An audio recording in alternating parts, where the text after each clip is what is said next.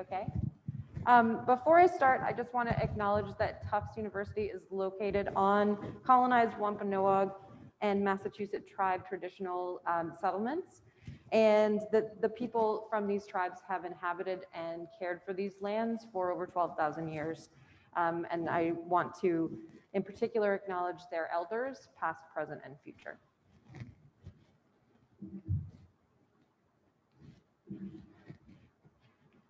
Hopefully, we're going to be able to advance these slides.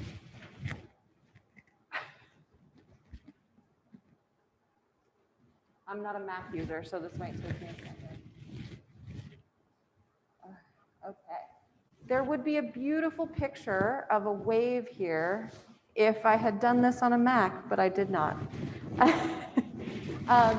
So it's my pleasure to be talking today about marine protected area planning in Aotearoa, New Zealand with all of you. This is a piece of work that is very near and dear to my heart. And I think hopefully by the end of my talk will be something that you all are excited and interested in as well. So I want to start by thinking about what lies beneath the ocean, right? Humans have always been fascinated by the sea. And I mean, today we still don't know what is actually beneath the waves in terms of all of the biodiversity and all of the mysterious things that are underneath the ocean. So this is something that humans have created stories about for centuries so that we can try to have some way of understanding and connecting. But often these stories are actually quite terrifying, right? We have monsters that rise from the deep from all across the world who have terrorized people who venture out into the ocean and into its depths. Now, some of these mythic creatures are so large that they can lay waste to entire cities. Some of them are very small, but they all have captured the human imagination throughout the years. Now, some of the creatures that actually live in the ocean are almost as amazing and terrifying, if not more so, than the monsters that people have told each other stories about for centuries. And you know, the thing about this incredible diversity in the ocean is that we are so fascinated by it, but we don't actually know all of what is actually there. And so one of the things that marine protected areas can do for us is actually help us to protect some of those unknowns. And we need to actually start thinking about ways that we can reconnect our narrative of these deep places in ways that are not actually going to be so much about fear anymore. So statistically speaking, over 3 billion people depend on marine and coastal biodiversity for their livelihoods. Globally, the market value of marine and coastal resources and industries is estimated to be $3 trillion per year. That's about 5% of the global GDP. Marine fisheries directly or indirectly employ over 200 million people. So the ocean produces more than 50% of the air that you're breathing. So every other breath that you take, thanks to the sea. So and it covers more than 70% of the Earth's surface as well. So the ocean is has a key role to play in climate change. It transports heat from the equator to the poles. This is a driver of all kinds of the things that we care about in human life and well-being.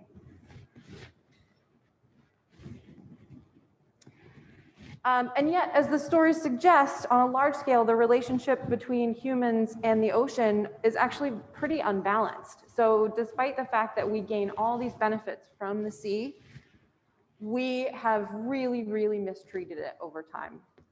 So overfishing is a huge problem for the oceans. 90% of the world's fisheries are already fully exploited or overfished. Land-based pollution such as sediments and nutrients and habitat destruction due to coastal development or exploitation of resources are some major drivers of pollution and change for the ocean environments and lead to increased losses in biodiversity.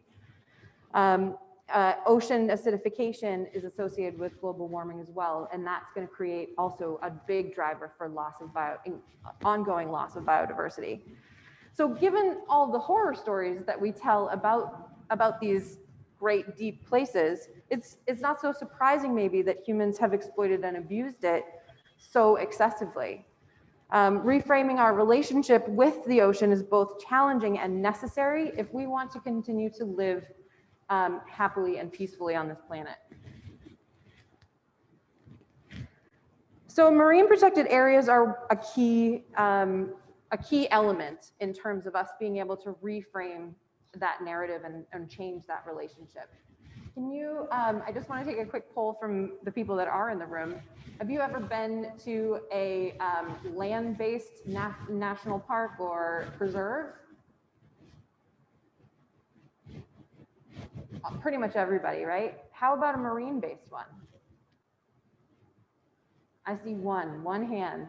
And that's not that surprising because there are actually not that many marine protected areas, certainly not by percentage of what the size of the ocean is and what the expanse of that space is. So while governments around the world have moved to increasingly set aside lands for protection and to increase biodiversity and secure livelihoods and economies, that practice has lagged far behind in an ocean-based environment.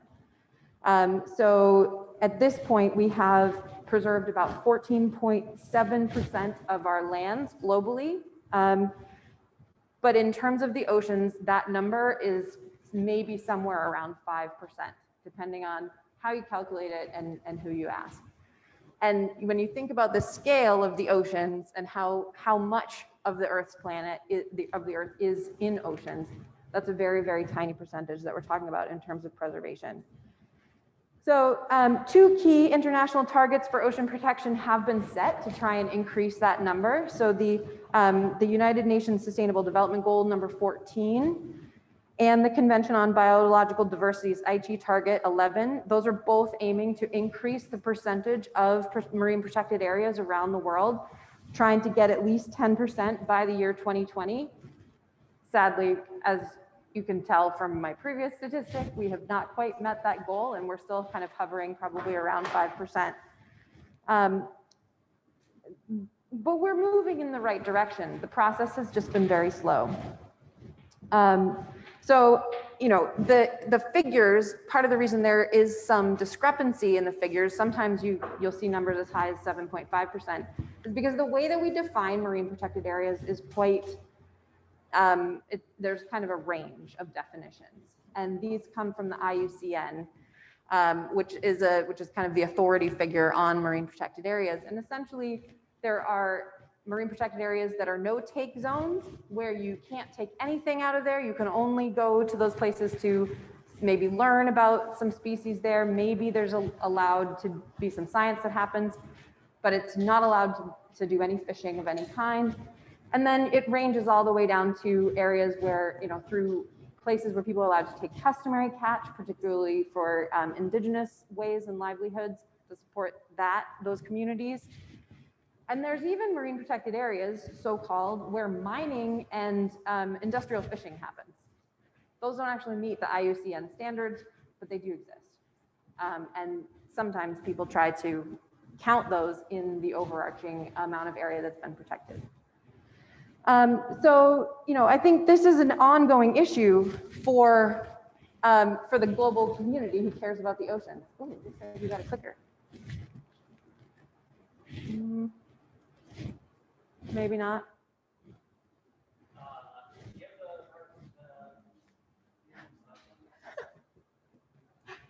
Okay.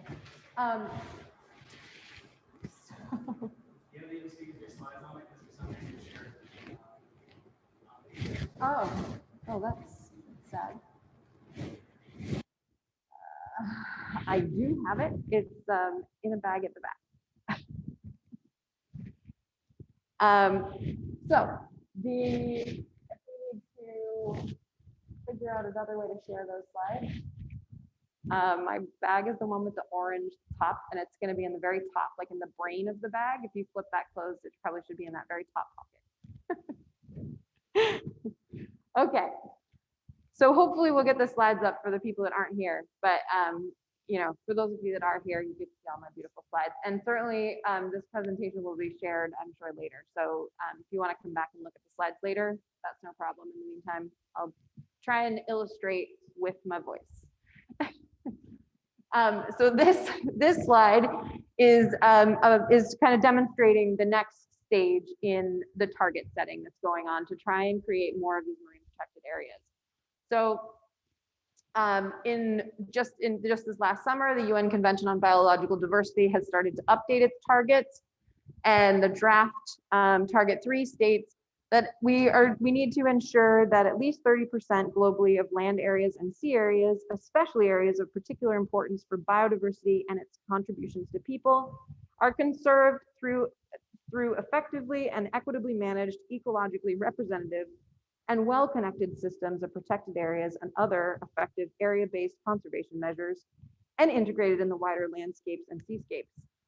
Kind of a run-on sentence, but the point there is 30 by 30 is the new target, right? So we want to preserve 30% of the oceans by 2030 in these marine protected areas. And that's got to be in one of those categories that IUCN approves of, not actually one of the places where you can still do mining and fishing. So this is a pretty big goal given the fact that we're still kind of hovering around 5%. But there's some exciting opportunities that have been started to be explored.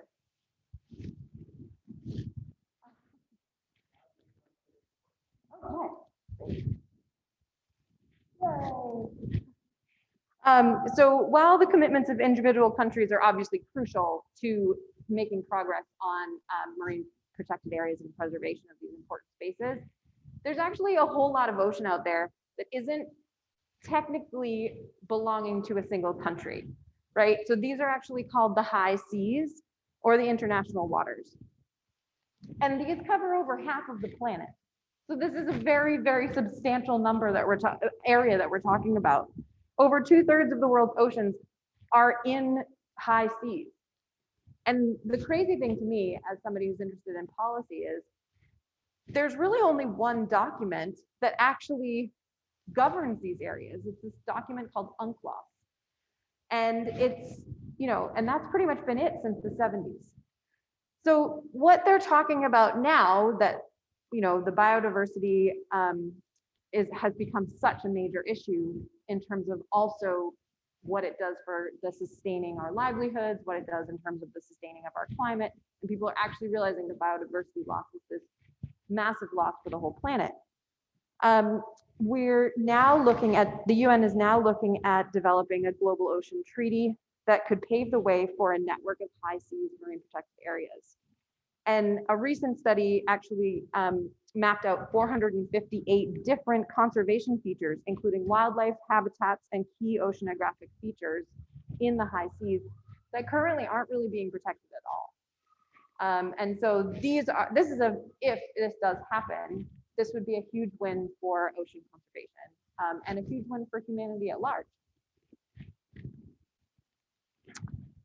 The question is, so now we know that MPAs are really important for, maintaining a decent quality of life on the planet, right? But the question is how? How do you plan for marine protected areas? Because the how really matters. And so one of the things that I really want to dig into a little bit here is how we plan for these areas is something that Aotearoa New Zealand actually has a lot of expertise to contribute to the global discussion. So this is an area that has a very long history of marine protected areas in sort of the Western sense, but also in other forms of management that have been in place there for generations because the indigenous people of New Zealand, Maori, have been managing the coasts and oceans in the area for centuries. Right. And so there's a very long and very active history here that we can draw from and learn from. And there's, in fact, a very recent and very valuable history in terms of co-management of these places as well. So working both with the Crown, which is the New Zealand governing authority, and with the Maori leadership and indigenous people of New Zealand in co-partnership. There's also a very big exclusive economic zone in New Zealand, and I'll show you that in a minute. It's actually the fourth largest exclusive economic zone in the world. So it's a little country, but they have a lot of ocean. And this is a hugely valuable asset for them. And it's also one of the most diverse countries in terms of longitude and latitude. They have this, or latitude, so they have a massive diversity in terms of ocean environments that they need to govern. So one of the most biologically diverse places on the planet, and this long history in this area, this large area. The other reason that this is a great case study is that they put into place a policy in 2005 that drastically changed their approaches to how marine protected areas were developed. And so that's really what I want to dig into a little bit now. First, I have to go back a little bit though and talk about how New Zealand's planning and policies actually roll out. So marine protected area planning is complex in any culture, in any society. It requires careful consideration of a lot of different kinds of knowledge and information and factors.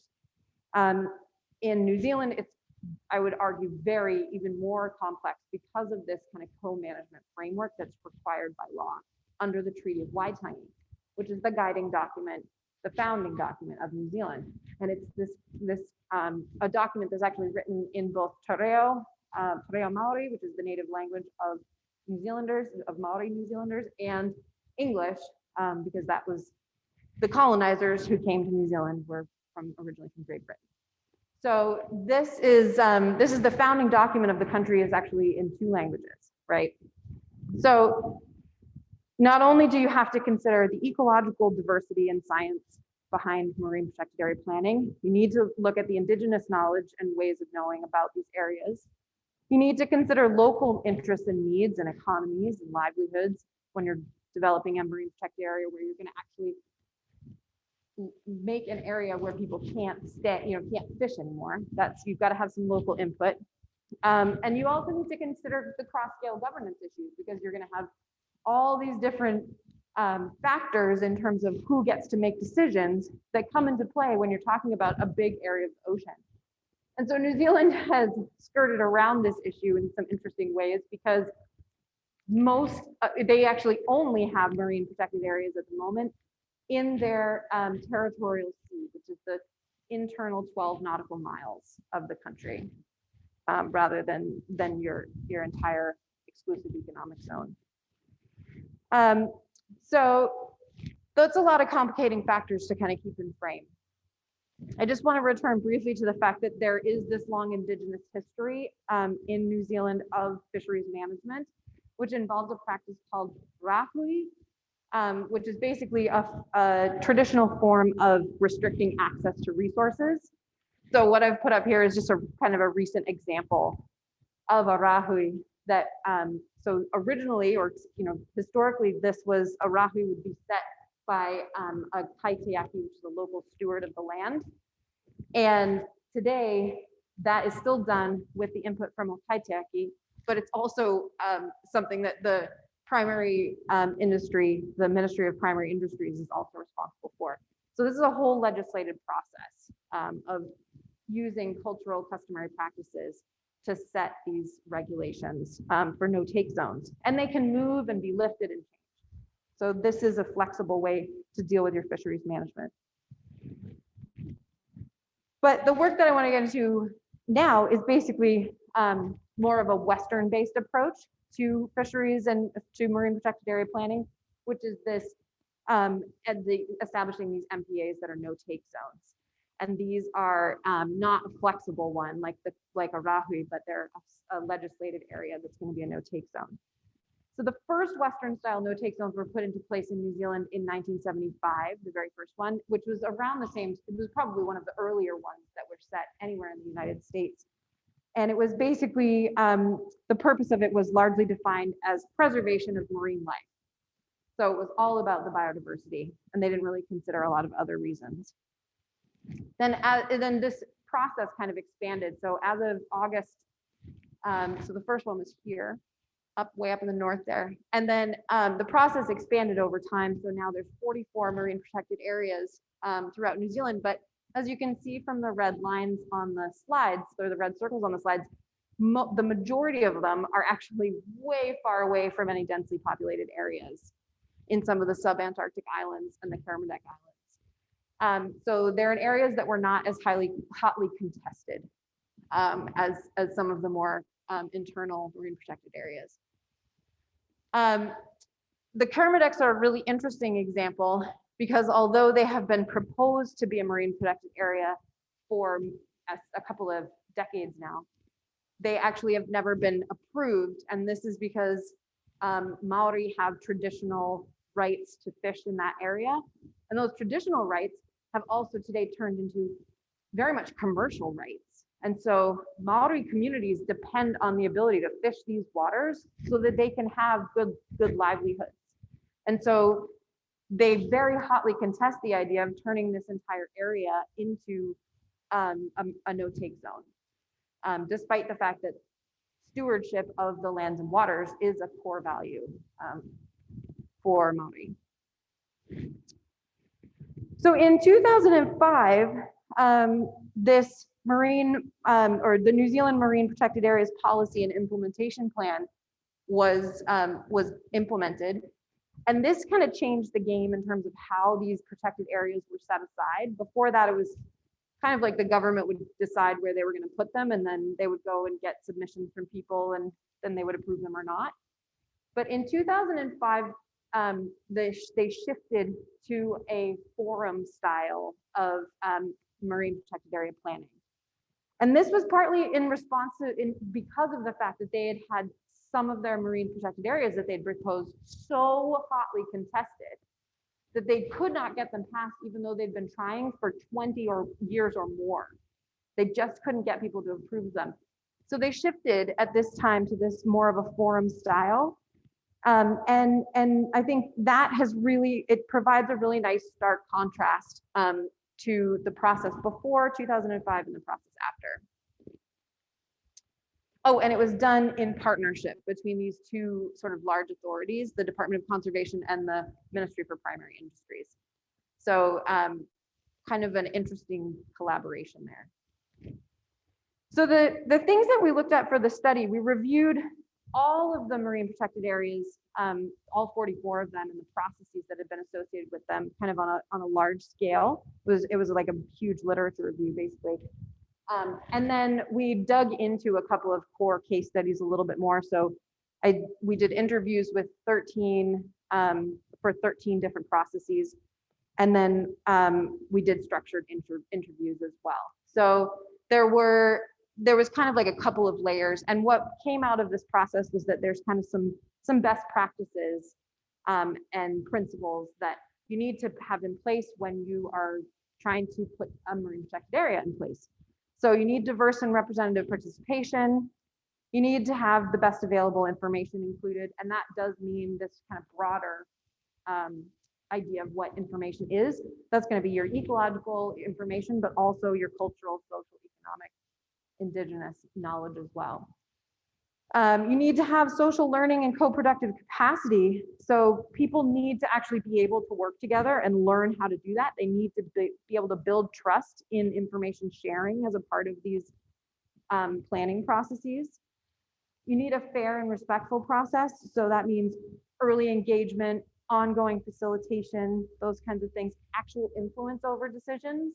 So if somebody says, I don't want to have a marine protected area here, this is absolutely critical for me, that needs to be listened to and taken on board.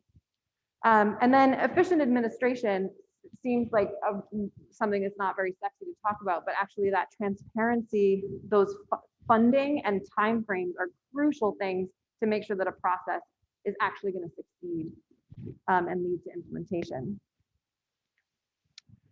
So this is, here's all the stars of where all of the processes that we looked at for this study are. And these were sort of the second and third phases where we actually dug in a little bit more deeply into this range. And that's just to give you an idea of the geography. And the patterns that came out of this, they're very high level patterns. So it's not a lot of specifics, but I think there are some really useful findings. So first of all, this slide shows one of the first and probably the most well-known of the marine protection forums. These are the Fjordlin. They actually have a name and a website and a whole process that was associated with this group. They're called the Fjordlin Marine Guardians. And this group initiated a marine protected planning process in 1995 that actually resulted in the establishment of 8 Type 1 marine protected areas and its own piece of legislation that was unique to this particular area and all of the different processes associated with it. So, you know, there were pluses and minuses to this process. It was the first time they'd done it. They learned a lot, but ultimately there were a lot of successes that came out of this. And a lot of the other forums have kind of followed on from some of the learnings from that process. Following on from the successful work that the Guardians did, they started to organize, processes in other locations all around the country. And today, 11 of Aotearoa New Zealand's 14 sort of biogeographically diverse regions contain at least one Type 1 no-take marine reserve. So they started to be able to build more networks of these marine protected areas and protect more targeted locations and targeted biodiversity because of this process. So another benefit of the forum style approach is that they started to get less and less negative feedback. So this is basically just showing that over time, the negative submissions that people were sending in vastly decreased as they started using more and more of these forums. So marine protected area planning clearly gained some big benefits from going towards this forum process where you had representation from all these different actors and stakeholder groups, right? You had fisheries, you had indigenous kaitiaki, you had science, you had local people, you know, just people from the communities where these were going to be built. And so there were a lot of benefits that came out of this, and we did get more and more of these marine protected areas put in place. But some of the people that we interviewed actually identified key areas where further improvements were still needed. And these sort of loosely align with what I'm going to call an ethics of care associated with marine protected area planning. So in this emerging ethics of care, people are embedded in networks of ethically significant connections to each other and to the environment. And so it's really no longer about just getting a marine protected area in place. It's actually becomes more about how do we live in this area with these partners and with this more than human environment, right? This space that we gain from, but that also we are in a relationship with. And so that started to emerge. That caring was recognized as being necessary to exercise the responsibilities and the relationships that maintain and sort of positively influence those relationships. So caring for and with those more than human relations is absolutely a core value for Maori and for indigenous people sort of the world over. And it's associated with many cultural practices. And under the Treaty of Waitangi, Maori have the right to exercise their stewardship as a part of their treaty agreements. But the really interesting thing that emerged from this process is that through those co-management and co-governance arrangements, more people also started to be able to learn how to be stewards and practice that ethic of care. And so it became a shared process and a shared space. So in the context of marine protected area planning, you know, another thing that came out that was a big learning from this process is that sharing of knowledge that was absolutely necessary in order for people to create these kind of shared goals and sort of learn. They had to learn together. So there are these forums that are created where You know, all kinds of knowledge, all those different sort of forms of knowledge, indigenous and ecological and social and governance, and all of those things were kind of shared and put onto actually shared maps. And this has been talked about quite a lot by the interviewees as being a really important way for them to learn about what other people cared about in these spaces as well. So this was a really, really valuable process for people to go through. Finally, representation is something that people talk a lot about as being crucial to the success of these marine protected area planning processes. So having all of the key players in the room and learning from each other was absolutely crucial to getting something implemented that people could live with. You know, I think that's one of the really key things that's a takeaway for the wider global processes is that if local people can't live with it, they're not going to abide by it. So it's a big ocean. If you think back to that map I showed you of the high seas, you can't police that, right? You need people to be on board with the regulations that you come up with. I mean, you know, maybe you can use satellites or robots, but like it's a problem. So you really need people to be in agreement and have this shared understanding of the fact that it's not just we're telling you you can't fish here anymore, it's also that you're going to gain a more steady and steady livelihood from the fact that we're going to close off this area. But the biodiversity is going to thrive because we've protected this one space. You know, and that shared learning experience needs to be there. And so that means that you have to have that representation in order for the shared learning to really make an impact. Okay, so in summary, this paper basically interrogated marine protected area planning processes in Aotearoa, New Zealand, with a focus on participation and collaboration in the implementation of marine protected areas. But what we came away from it was, I think, a set of really helpful kind of high level criteria that can be applicable to other marine protected area processes elsewhere. So, you know, it's generally needs to be more collaborative and less adversarial. You can do that through sort of forum style processes where people actually have power to say no to things. Benefits can largely be traced to increasingly inclusive decision making. Like as I said, you know, people have to be able to say no. The recognition of interdependencies is really crucial to these processes, and so I think was a big learning from the work that we did. The relationships that come out of these processes need to be full of careful, right?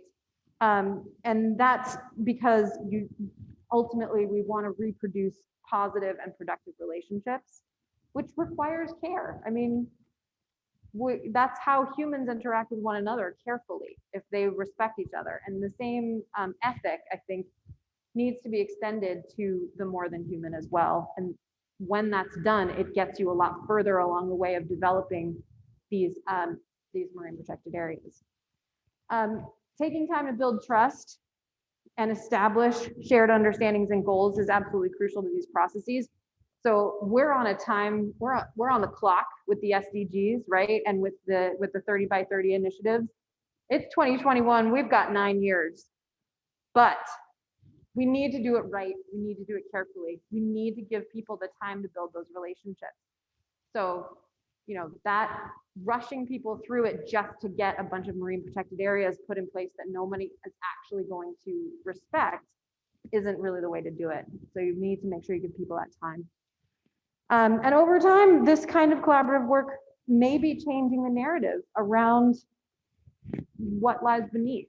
I think that's ultimately the goal, to be in a different kind of relationship with the sea and not be so afraid that it's full of monsters who are coming to get us. So just want to acknowledge my co-authors on the paper, the original paper, and the reviewers and all the help that we got in getting this out. And thank you all for your time and patience.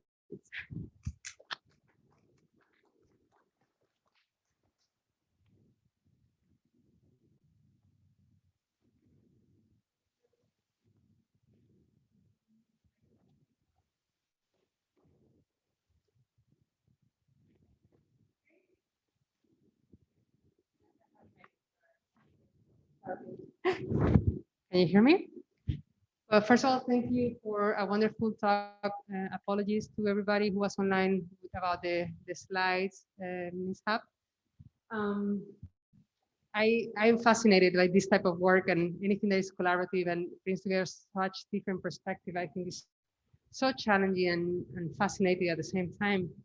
So I guess I have a two-part question.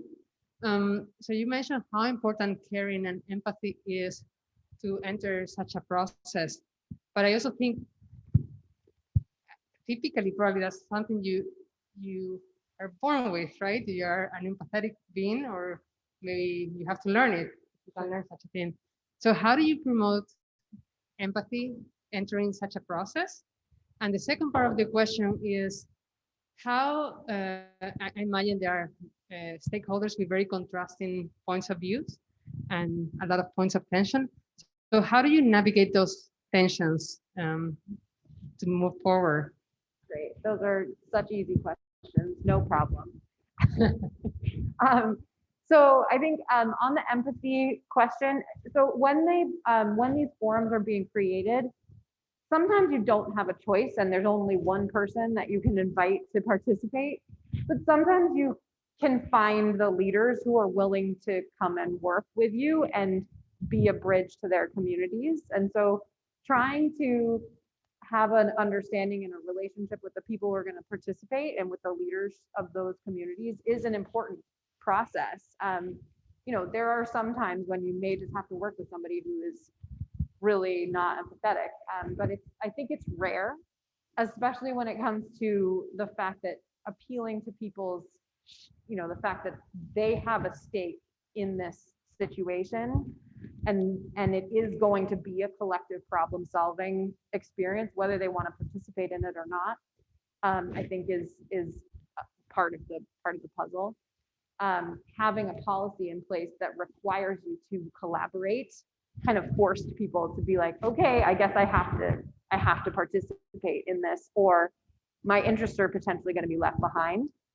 And then once people are in the room, I think one of the things that the people we interviewed talked a lot about was that people form empathy. They form relationships. You go through this process of learning together and talking to each other and listening to each other, and it's hard not to start to understand where other people are coming from when you participate in the process like that. So, I think that's the process kind of makes people gain some empathy if it's arranged right.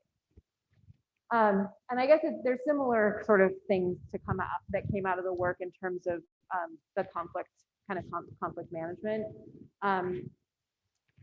Having that shared respect because there were lots of conflicts, right? You've got people who have fished these waters for generations, people whose livelihoods depend on it.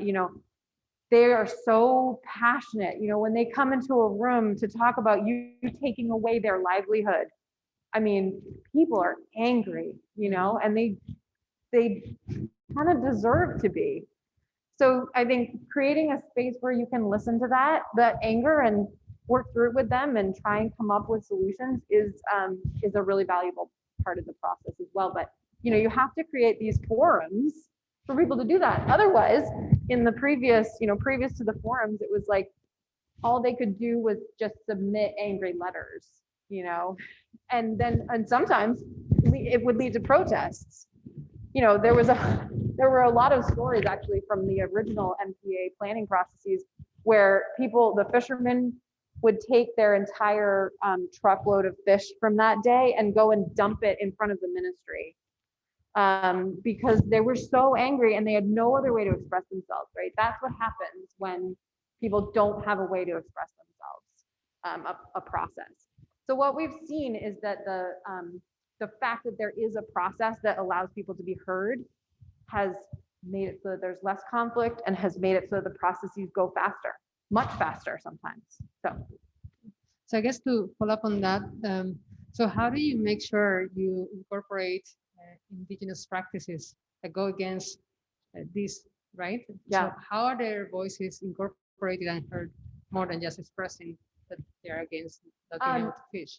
So New Zealand is a great place for that because you have to. It's legislated. Like you can't not talk to the Maori the tangata whenua of that place.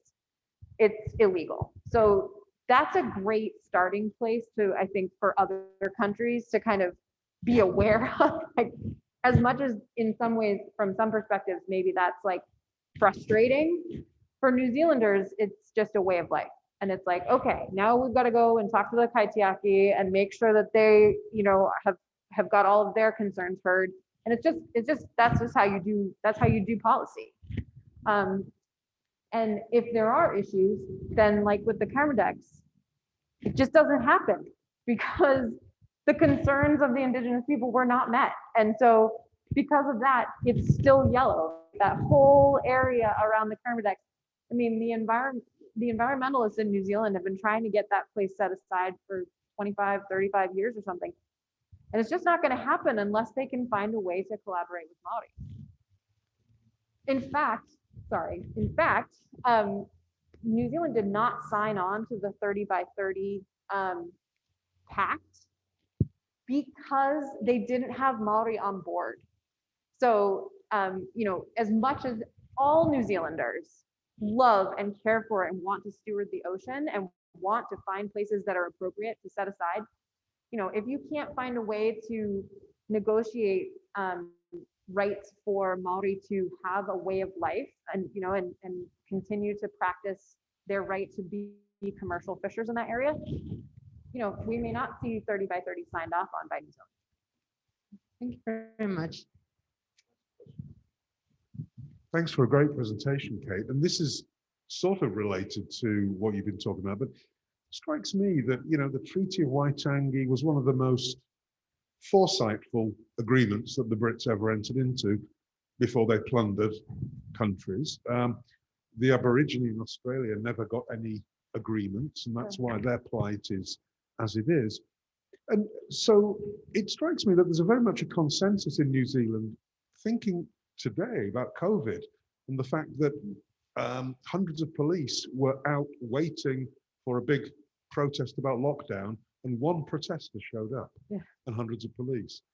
And the fact that New Zealand has been so behind the COVID, I mean, is there something in New Zealand society that helps inclusivity and consensus? Yeah, that's a great question. And I spent 12 years there. So, full disclosure, I'm a Kiwi by passport, not by birth. And so what I can tell you is that there are a lot of reasons that New Zealanders are very collective thinkers.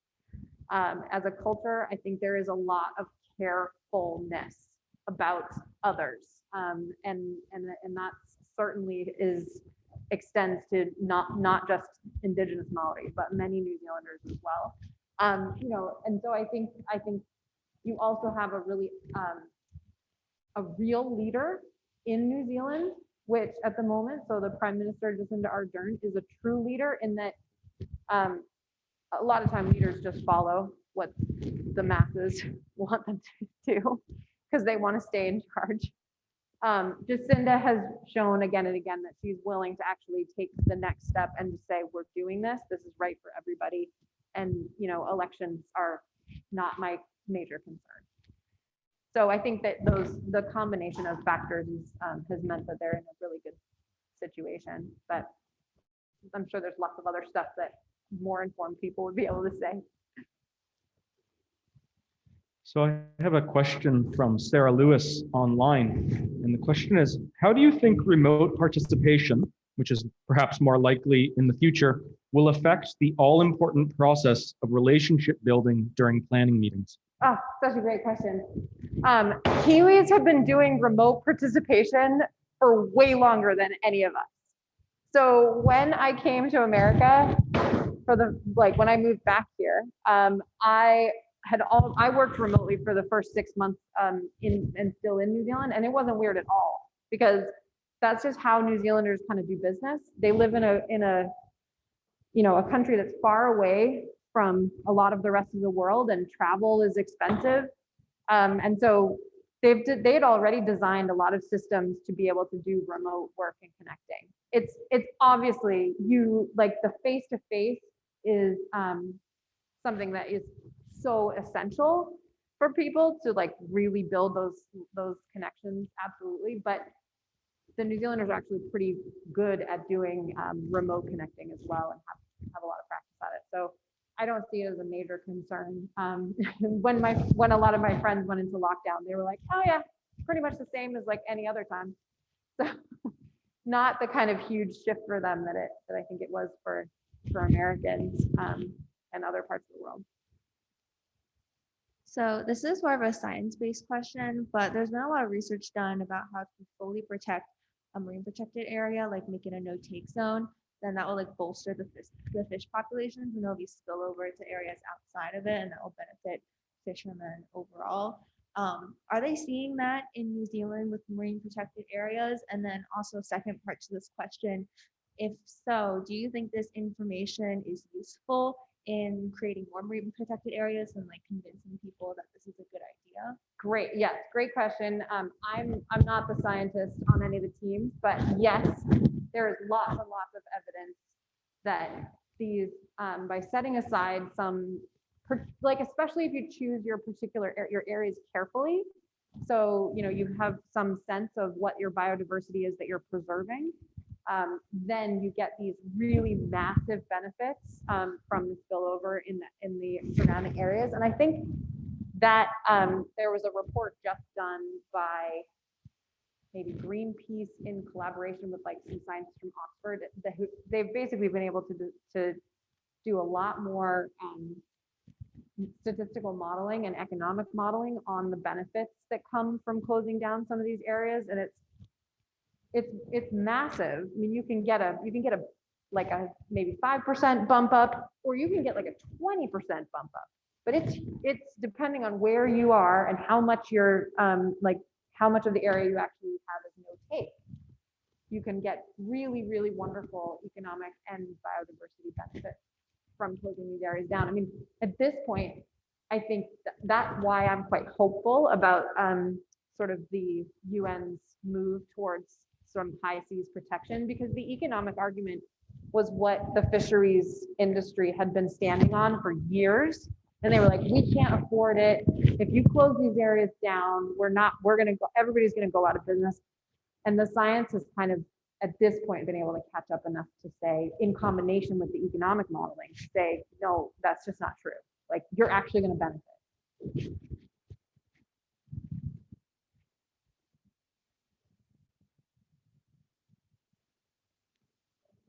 Hello, okay. I have a question about what countries are currently spearheading the 30 by 30 initiative. Because I know you said New Zealand didn't sign on, but Yep. just wondering who's taking charge on that. That's a great question. I'm not sure that I know all of them, but I know Costa Rica has been very heavily involved, and I think there's 2 others that have taken some leadership as well. The United States has signed on to 30 by 30, so I think one of the early executive orders when President Biden took office was to set aside 30% of America's lands and waters. And so, so Americans are definitely doing their best in that space as well. But yes, there are, I can't remember who the other 2 are. There's like 3 countries taking lead.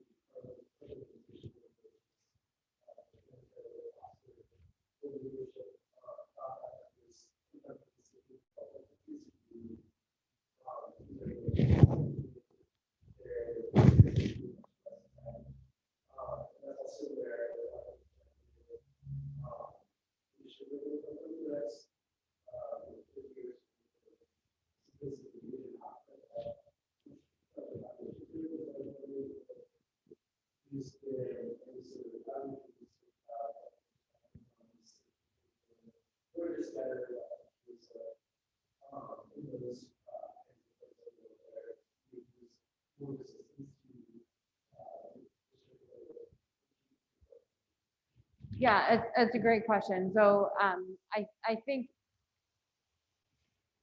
you're always going to have pushback from countries that are experiencing poverty, extreme poverty, right? That's a real tension to try and balance giving people a safe and just livelihood and preserving environmental value, right? That's been a tension that we've experienced in all of the sort of global agreements since we started them back in like the 60s and 70s.